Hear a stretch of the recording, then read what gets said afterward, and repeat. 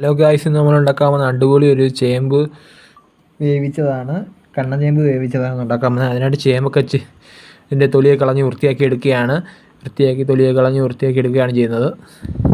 അടിപൊളി ടേസ്റ്റിലും രുചിയിലുമാണ് നമ്മൾ ഈ ചേമ്പ് വേവിച്ചത് റെഡിയാക്കി എടുക്കുന്നത്. എല്ലാവർക്കും ഇഷ്ടപ്പെടുന്ന രീതിയിൽ കൂടിയാണ്, കുട്ടികൾക്കും മുതിർന്നവർക്കും ഒരുപോലെ ഇഷ്ടപ്പെടുന്ന രീതിയിലാണ് തയ്യാറാക്കി എടുക്കുന്നത്. അങ്ങനെ എല്ലാത്തിൻ്റെയും തൊലിയെ കളഞ്ഞ് വൃത്തിയാക്കി നീറ്റായിട്ട് എടുക്കുകയാണ് ചെയ്യുന്നത്. തൊലിയെ കളഞ്ഞ് വൃത്തിയാക്കി എടുക്കാം. ഇങ്ങനെ നമ്മൾ ഓരോന്നോരോന്നിൻ്റെ തൊലികളൊക്കെ കളഞ്ഞ് വൃത്തിയാക്കി നീറ്റാക്കി എടുക്കുകയാണ്. ഇങ്ങനെ തൊലികളെ കളഞ്ഞ് വൃത്തിയാക്കി 3 തവണ കഴുകിയതാണ്. അത് തൊലിയൊക്കെ ചിരണ്ടി കളഞ്ഞ് 3 തവണ കഴുകിയെടുത്തു. അതെല്ലാം ചെറിയ ചെറിയ കഷ്ണങ്ങളാക്കി അരിഞ്ഞെടുക്കുകയാണ് ചെയ്യുന്നത്. ചെറിയ ചെറിയ കഷ്ണങ്ങളാക്കി നമ്മൾ വട്ടത്തിൽ അരിഞ്ഞെടുത്തു.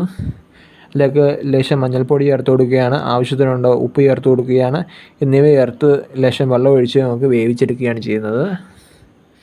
വെള്ളമൊന്നും ഊറ്റേണ്ട ആവശ്യമില്ല. അങ്ങനെ ലേശം വെള്ളമൊക്കെ ഒഴിച്ച് അടച്ചു വെച്ച് വേവിക്കുകയാണ് ചെയ്യുന്നത്.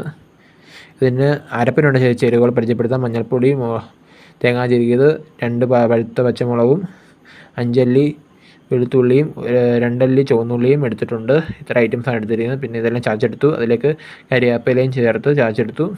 ഇത്ര ഐറ്റംസാണ് ചാച്ചെടുത്തത്. പുഴുക്കൊക്കെ വെന്ത് വന്നിട്ടുണ്ട്.